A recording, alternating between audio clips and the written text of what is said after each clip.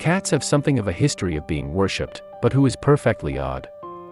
Perfectly odd things you didn't know about cat worship in history counts down the most interesting historical facts about cat worship. There were a lot of strange rites, rituals, and beliefs that ancient civilizations, including the Egyptians, Romans, and Chinese, had in regards to cats. The Egyptians held cats as gods. The Roman Senate had a cat goddess named Bastet. There were even feline pharaohs in Egypt who were mummified after death and buried in their owners' tombs. Cats were given jewels to wear in ancient Egypt like collars, earrings, and anklets. So who was perfectly odd? Who worshipped cats? Watch to find out all the perfect facts about cat worship throughout history and cast your vote on the strange rituals, practices, and legends that surround the respect for cats from ancient peoples through today. The ancient Mesopotamians were one of the first groups to rely on farming. Mice, snakes, and rats, which ate their crops, were the main enemies of a society based on farming. Historians think that once the people of Mesopotamia figured out that wild cats ate these scavengers, they started leaving food out for them so they would patrol their property. Over time, cats got used to people and came to rely on them for a steady supply of food. At some point, people in Mesopotamia started breeding cats, and cats slowly became pets. In ancient Egypt, there was a festival for cats every year.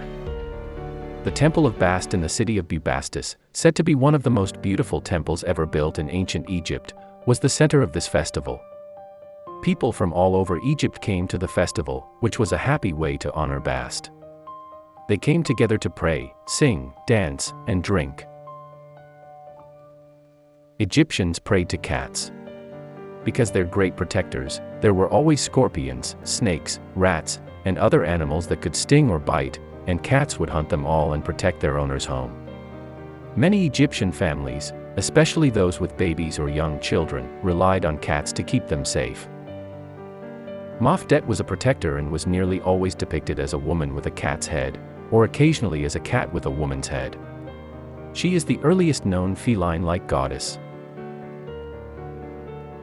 As Mofdet's popularity went down, Egyptians started to worship Bastet instead. They thought she kept an eye on the world and kept Egypt safe from invasion.